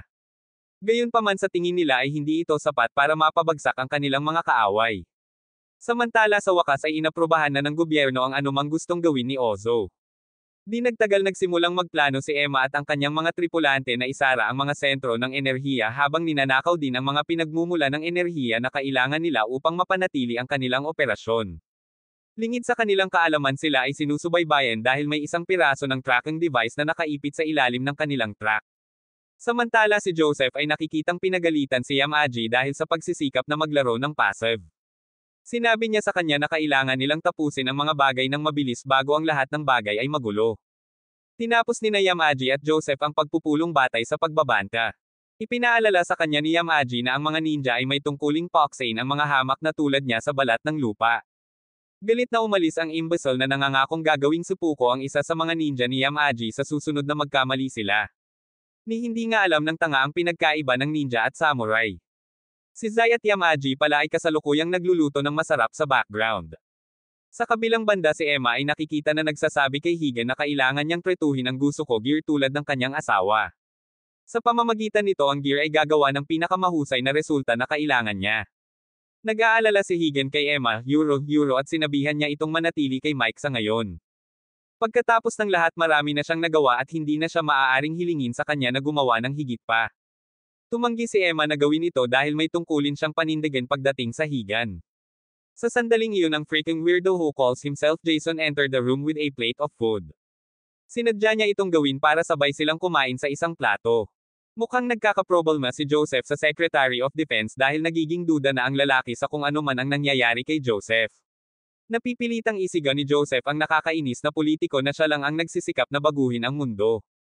Tinanong niya si Dilly kung nasaan si Big D at sinabi niya sa kanya na ang fashion freak ay nagpapaayos ng kanyang buhok. Tinawag ni Joseph si Big D ngunit tumanggi siyang sagutin ang tawag. Walang humahadlang sa kanya sa tuwing nagpapagupit siya dahil ito ang pinakamaganda.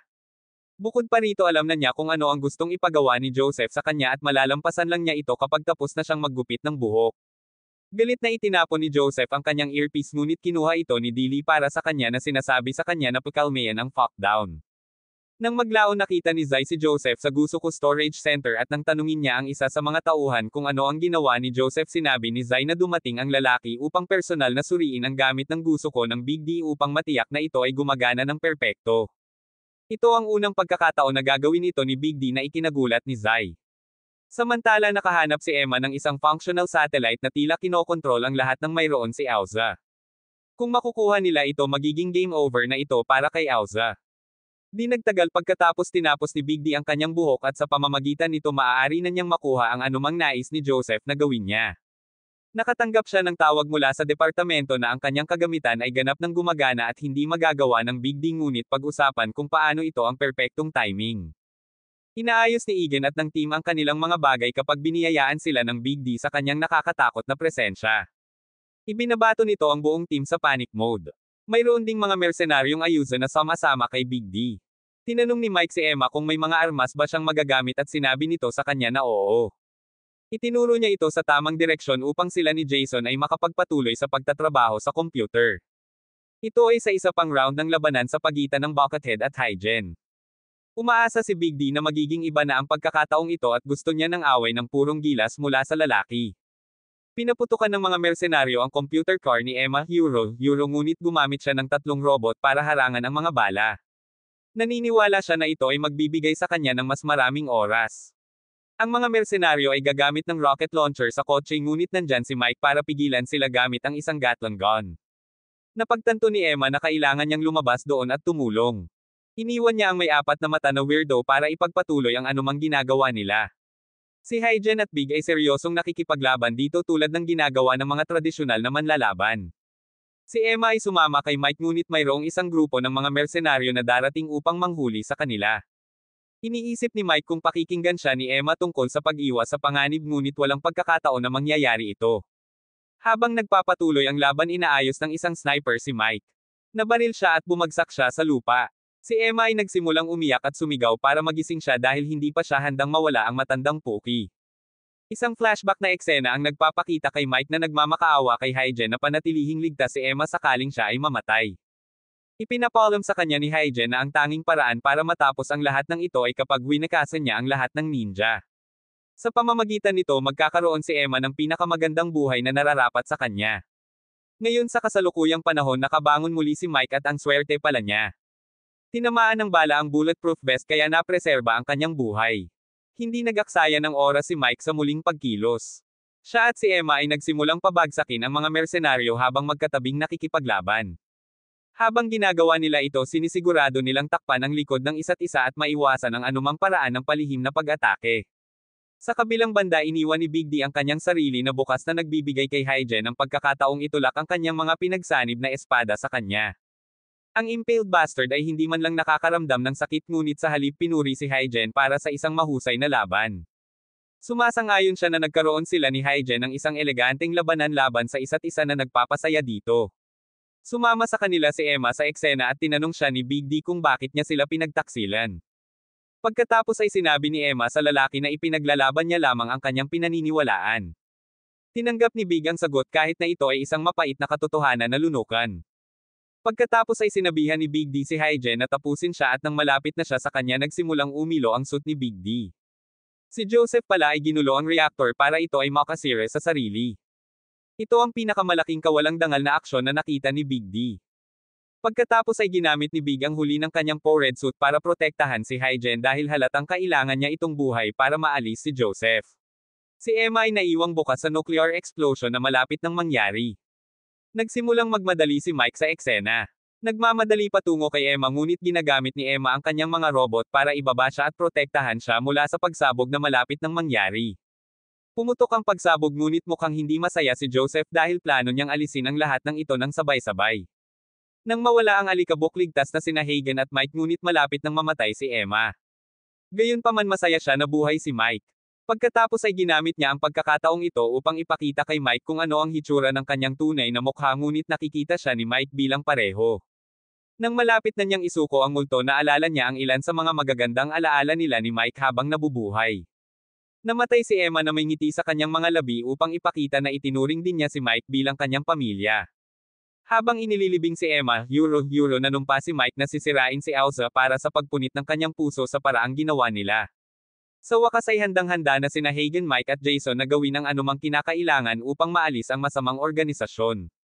Isang flashback na eksena ang nagpapakita kay Zai na nagdurusa sa kamay ng mga batang trafficker nang lumitaw ang isang pangkat ng mga ninja na pinamumunuan ni Yamaji upang wakasan ang masasamang tao.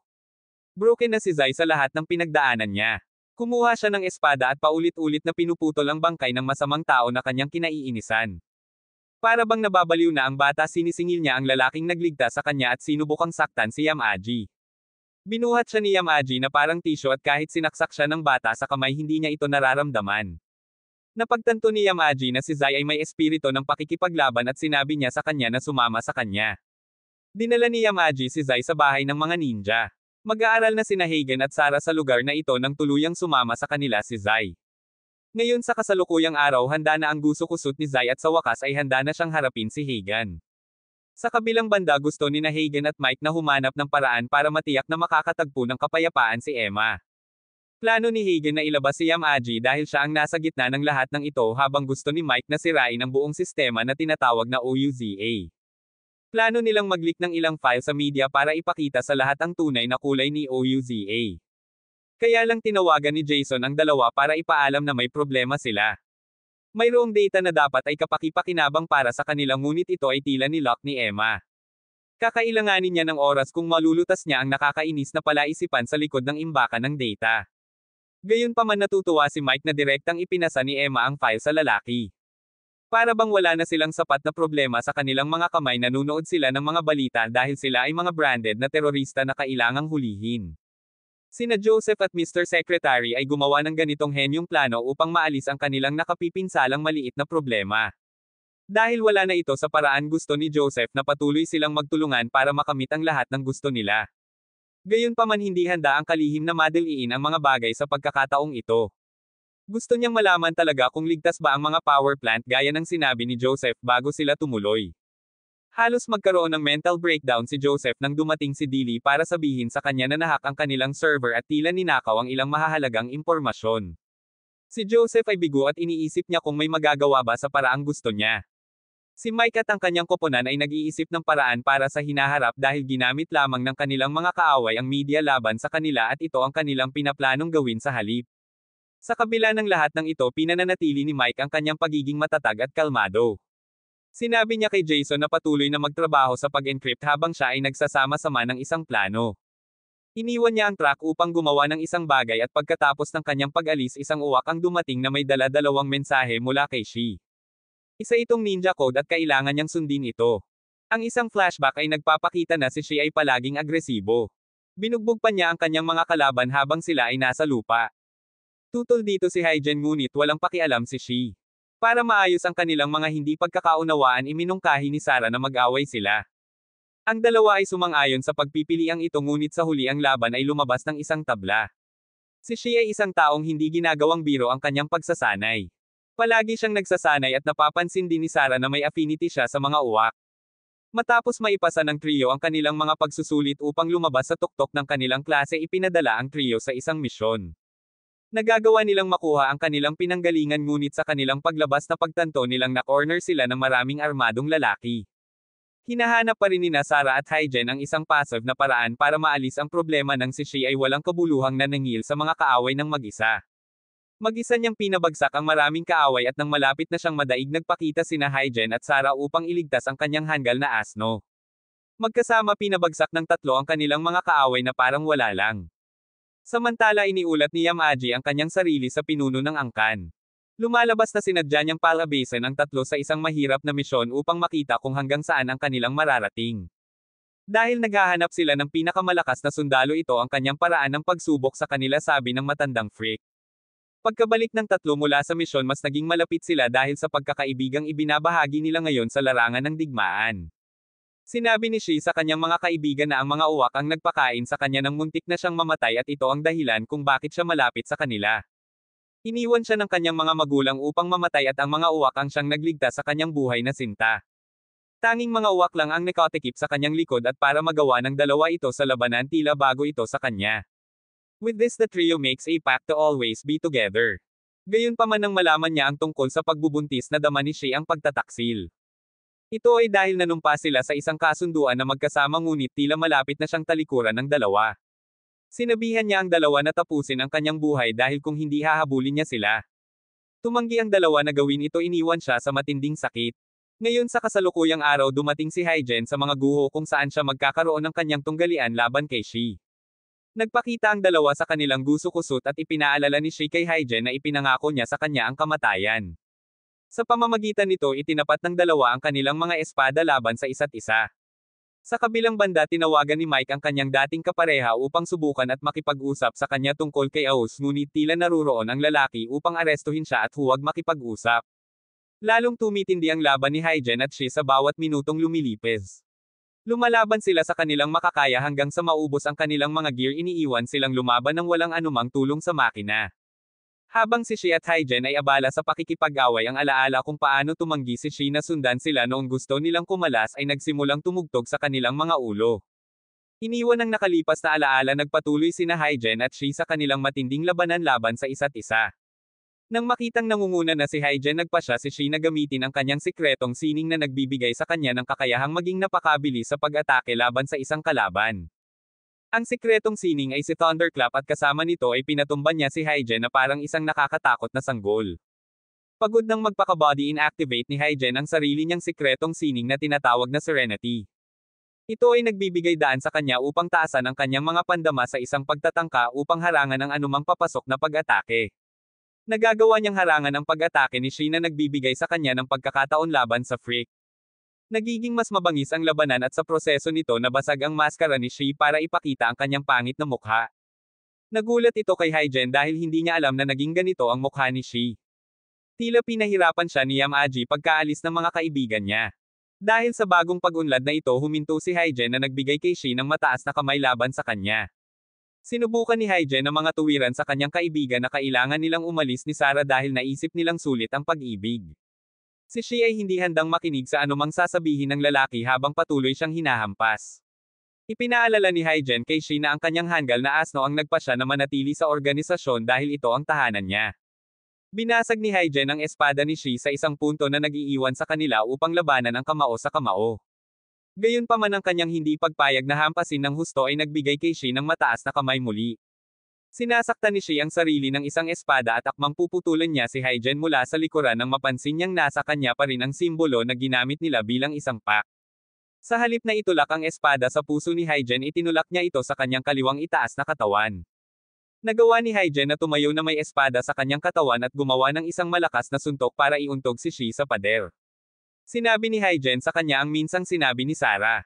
Naniniwala siya na darating si Shi para sa kanila balang araw, ngunit pipilitin niyang iligtas ang kanilang anak. Wala nang lakas si Shi para lumaban at bumagsak siya sa lupa. Sa pamamagitan nito, nanalo si Hygen sa laban. Sa kabilang banda, bumalik si Mike sa track upang malaman na si Hygen ay pumunta upang labanan ang isang nakakatakot na tunggalian. Si Jason ay hindi pa nakakalusot sa encryption. Samantala, si Joseph ay gumagawa ng mga plano upang alisin si Yamaji. Pinalibutan na ng kanyang mga mersenaryo ang lugar ni Yamaji. Naglunsad sila ng ganap na pag-atake sa tirahan ni Yamaji habang kausap siya ni Joseph sa telepono. Sa pagsabog na naganap, naniniwala si Joseph na dapat napatay na si Yamaji, ngunit sa sandaling iyon nakatanggap siya ng tawag mula sa demonyo mismo. Napagtanto ni Joseph na siya ay nasa malalim na tae dahil ito ay medyo halata na si Yamaji ay pupunta para sa kanya. Mabilis niyang inayos ang sarili ng isang pistola na nakalagay sa drawer ng kanyang opisina. Hindi nagtagal, dumating si Yamaji at ang kanyang mga nakakatakot na ninja sa palasyo ni Joseph. Tinatanggal nila ang sinumang humahadlang sa kanilang daan ng walang kapirasong awa. Sa kabilang banda, hinahabol ngayon ng mga pulis sina Mike at Jason. Ang dalawa ay sinusubukan ang kanilang makakaya upang mawala ang mga pulis sa highway sa kanilang mabagal as long track. Sa Aosa City, lahat ng security guard ni Joseph ay na-terminate. Natatakot siyang tumakbo sa elevator para subukang makatakas. Bumukas ang pinto ng elevator at may lumabas sa likod ni Joseph. Dahil sa takot, bumaril siya bago tumingin at ang tao pala ay si Dilly. Sinabi ni Dilly sa Domas na mamamatay siya kung gusto niyang patayin siya. Hinawakan siya nito sa pagtatangkang dalhin siya sa ligtas na lugar. Sinabi ni Joseph kay Dilly na may chopper sa bubong na tutulong sa kanila, ngunit ipinaalam sa kanya ni Dilly na wala na sa komisyon ang chopper. Ang mga ninja ay hindi pipi tulad niya dahil inilabas na nila ang kanyang paraan upang makatakas sa gusali. Sa lalong madaling panahon, sina Mike at Jason ay tumakbo sa isang spike na itinakda ng pulisya na nag-iiwan sa kanila ng walang puwang upang makatakas. Nahuli si Mike, ngunit tila lumipat na ng sasakyan si Jason bago nagsimulang habulin sila ng mga pulis. Sinadya ni Mike na isakripisyo ang sarili para bigyan ng mas mahabang panahon si Jason na i-crack ang code na iniwan ni Emma. Sa lungsod, ipinagpatuloy ni Dilly ang kanyang tungkulin na protektahan si Joseph sa pamamagitan ng pagkuha ng mga ninja na humahabol sa kanya. Di nagtagal, nakaharap nila si Yamaji at ang kanyang mga tauhan. Sinabi ni Dilly kay Joseph na itago ang sarili habang pinuprotektahan siya nito.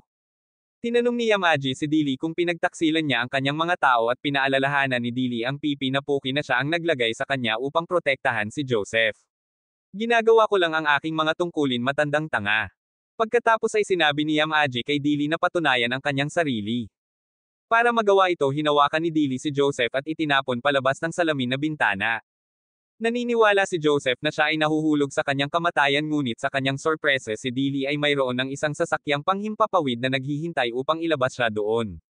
Masigasig na tinitingnan ni Joseph si Dili habang dinadala siya palayo sa ligtas na lugar. Samantala nagpapahinga si Hagen mula sa kanyang pinakabagong laban nang magpakita ang matandang doktor. Isang flashback na eksena ang nagpapakita kay Yamaji na nagsasabi kay Zai na ang lokasyon ni Hagen at ng kanyang pamilya ay nakuha na siyang dahilan kung bakit kailangan niyang ilabas sila. Ngayon sa kasalukuyang panahon, iniwan na rin ni Zai ang mga guho, inalala ang magandang alaala nila ni Sarah. Ito ay sapat na upang maibalik siya sa kanyang katinoan at napagtanto na siya ay gumugulo sa lahat ng mga oras na ito. Nagulat si Hagen ng matandang doktor nang sabihin niya sa kanya na alam niyang ginamit lang niya ang kanyang sikretong sining. Nagulat si Hagen dito, nagtataka kung paano nalaman ng matanda. Pagkatapos ay sinabi sa kanya ng lalaki na nandyan siya para sabihin sa kanya ang lahat ng bagay na nakatago sa kanya. Ang matanda ay nagbago sa dating pinuno ng angka na iniwan si Hagen na ganap na nabigla. Sa kabilang banda, nakikipaglaban ngayon si Dili kay Yamaji at sa kanyang mga tao. Nilagyan niya ang kanyang sarili ng kanyang baluti upang magkaroon man lang ng pagkakataon laban sa matanda. Lumipat pala ng panig si Dili nang mapagtanto niyang si Joseph ay isang henyo na may planong baguhin ang mundo. Naniniwala si Yamaji na nakikinig ang ginang sa mga kalokohan, ngunit tumanggi si Dili na mahulog sa anumang sasabihin ni Yamaji. Naniniwala si Dili sa pagbabagong dala ni Joseph. Galit niyang ginagamit ang kanyang lakas para suntukin si Yamaji sa pagtatangkang alisin ito, ngunit si Yamaji ay lumabas mula sa alikabok ng hindi nasaktan. Sa katunayan, suot na niya ang perpektong bersyon ng guso-kusot na pinangalanan niyang Mikado. Sa isang strike lang mula sa makapangyarihang suit na ito, pinababa ni Yamaji si Dili. Pinagmamasdan ni Joseph mula sa langit ang kanyang tapat na bodyguard na ipinadala sa kanyang mga ninuno. Back to Hagen, nagtataka siya kung bakit siya tinutulungan ng matanda, gayong ang ginawa niya ay sirain ang code na itinanim niya sa kanila. Pagkatapos ay sinabi ng matanda kay Hagen na wala na siyang pakialam sa code dahil nakikita na niya ito bilang isang kadena upang hawakan ang mga ninja. Sila ang dating gulugad ng militar ng Japan, ngunit sa ilang mga punto ang bansa ay nagsimulang lumayo sa kanila. Nagsimula silang kumuha ng ibang mga espesyal na puwersa sa halip na pumunta sa mga ninja. Ano man ang teknolohiya na sinubukan ng mga ninja na gamitin, tila hindi ito sapat. Tila malapit na ang wakas, pinilit ang matanda na magsimulang maghanap ng daan palabas, ngunit nahirapan siya dito. Ang stupid as code ay ang lahat ng mayroon ang mga ninjas. Nagpasya siyang magkaila sa kanyang sarili sa paghahanap ng mga sagot, at ito ay kapag nakita niya si Sarah. Mabilis niyang nalaman na si Sarah ay umiibig at hindi pa siya handang sumuko sa pag-ibig. Binabalaan niya si Sarah na ang landas na pipiliin niya ay haantong sa pagkawasak, ngunit tila walang pakialam si Sarah. Ang matanda ay pinapanood din si Yamaji at sa lahat ng katapatan ang sinusubukan niyang gawin ay makahanap ng isang paborebleng landas para sa mga ninja. Gayunpaman, sinundan ni Yamaji ang matanda nang mapagtanto niya na ang matanda ay nagsimulang mag-aliw ng mga emosyon. Sinabi niya sa matanda ang dahilan kung bakit kailangan niyang mamatay at kasama nito pinutol niya ang ulo ng matanda kaya pinatay siya. Nagulat si Yamaji nang marinig ito dahil kung pinatay ni Yamaji ang matanda, paanong buhay pa ito at nakikipag-usap sa kanya. Ipinaalala ng matanda kay Hagen ang matandang kasabihan tungkol sa pos ang may siyam na buhay. Gayunpaman, tila nasa ikasyam na buhay ang matanda. Iniyuko niya ang kanyang ulo kay Hagen at nagmakaawa sa kanya na wakasan ang anumang ginagawa ni Yamaji dahil wala na siyang lakas para sa pakikipaglaban. Tanggap ni Hagen na gawin ito, ngunit sinabi niya sa matanda na hindi niya ito ginagawa para sa kanyang kapakanan kundi para sa kapakanan ng mga namatay na kahalili niya. Samantala si Mike ay nakakulong sa isang silid ng interogasyon. Pumasok sa kwarto ang kanyang kapareha para tanungin ang data na ninakaw niya kay Aoso, ngunit si Mike ay hindi mukhang isang taong handang gumalaw. Pagkatapos ay tinanong siya ng kanyang partner kung ano ang gusto niya at sinabi ni Mike na gusto niya si Joseph sa kulungan. Tinatawag siyang tanga ng kanyang kapareha dahil sa paniniwalang kaya niyang labanan ang mga makapangyarihang taong ito. Gayunpaman, napagtanto ng lalaki na si Mike ay may trump card nang sabihin sa kanya ng kanyang mga opisyal na ang data na hawak ni Mike ay naglalaman ng listahan ng lahat ng nauugnay kay Aoso. Ito ang mga matataas na opisyal ng gobyerno at sa katunayan nasa listahan din ang pangalan ng lalaki. Nagsisimula ng magpanik ang partner ni Mike at tinanong niya si Mike kung ang kanyang magandang plano ay blackmail ang buong puwersang panseguridad na kinabibilangan ng FBI at Army. Lahat kasi sila ay sangkot sa creepy-ass organization na kanyang kinakalaban. Oo naman si Mike sa katangahang tanong ng lalaki sa kanya. Gayunpaman nagbago ang isip niya at sinubukang makipag-usap sa lalaki. Ipinaalala niya sa kanya na siya ang nagturo sa kanya ng lahat tungkol sa hustisya at ang dahilan kung bakit kailangan nilang ipaglaban ito. Itinataya ni Mike ang kanyang buhay para sa hustisya at ito ang gusto niyang gawin ng kanyang partner.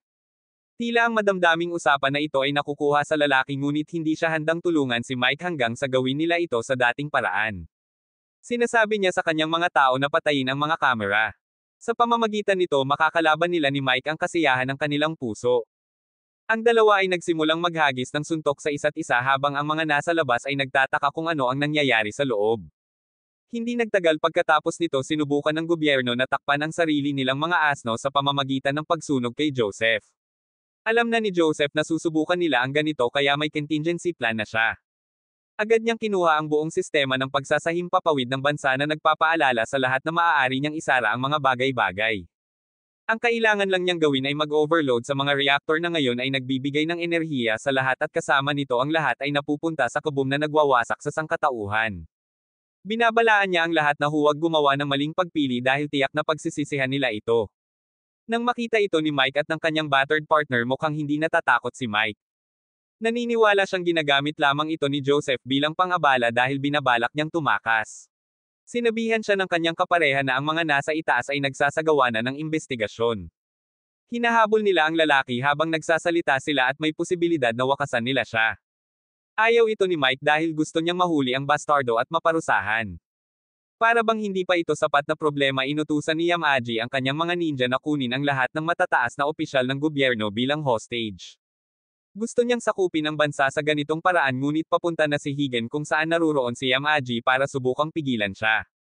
Si Higen ang tanging tinak na natitira sa laman ni Yamaji at sa sandaling maalis na niya ito handa nang umalis si Yamaji.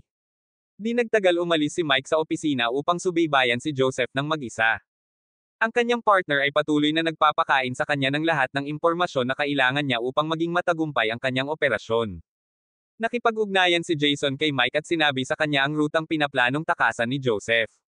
Sa kabilang banda sinabi ni Yamaji sa gobyerno na wala siyang intensyon na kunin ang gobyerno. Nais lamang niyang magdala ng kapayapaan sa mundo.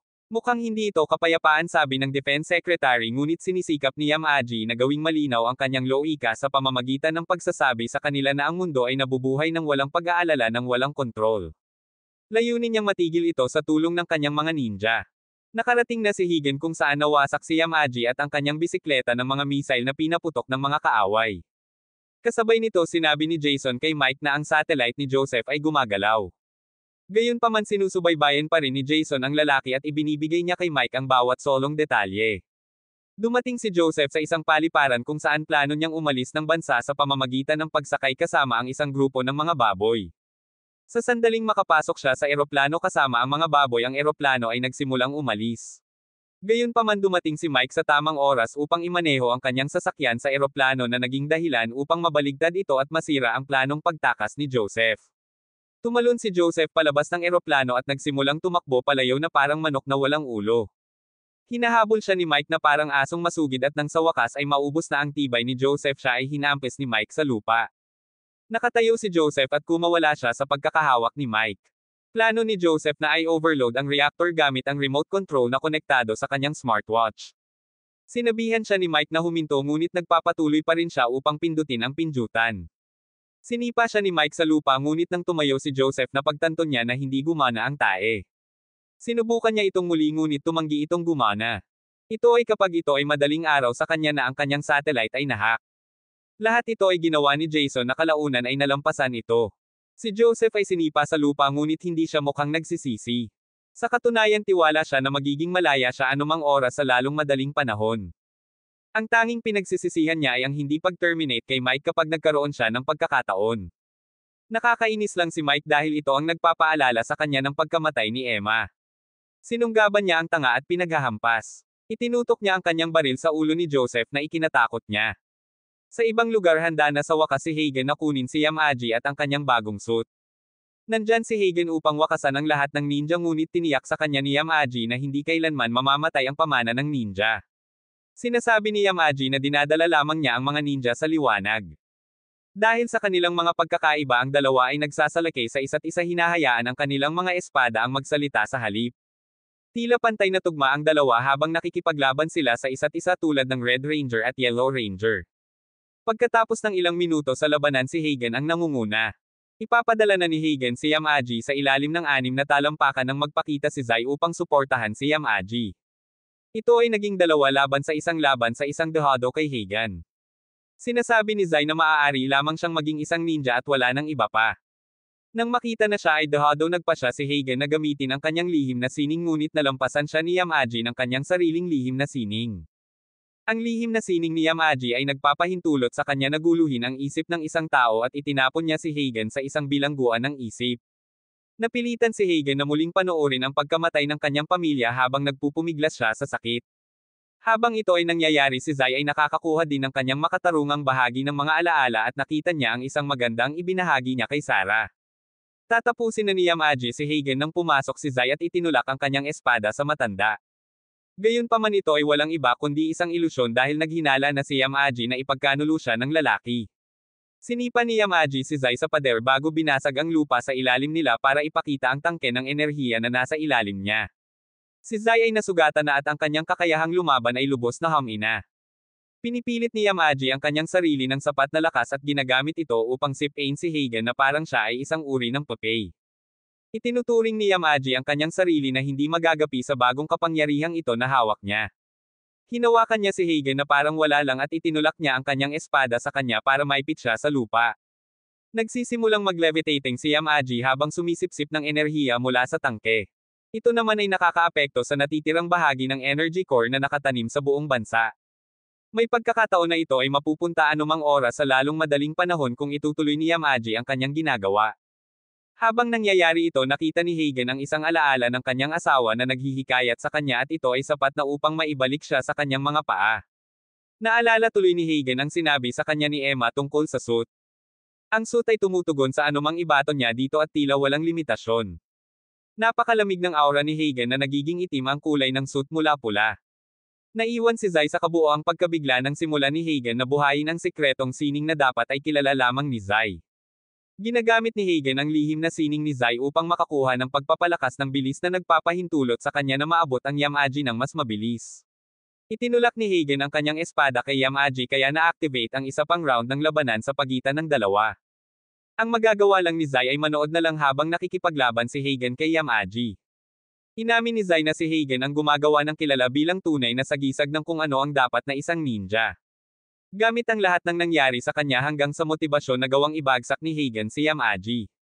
Agad na bumalik sa normal ang lahat sa sandaling nakadown si Yamaji. Sa kabilang banda nahuli na rin si Joseph ng mga pulis. Pinaihi pala ni Mike si Joseph ang kanyang pantalon na parang sanggol bago dumating ang mga pulis. Natutuwa din si Mike na nagawa ni Hagen na makayanan ang sarili niyang pagtatapos.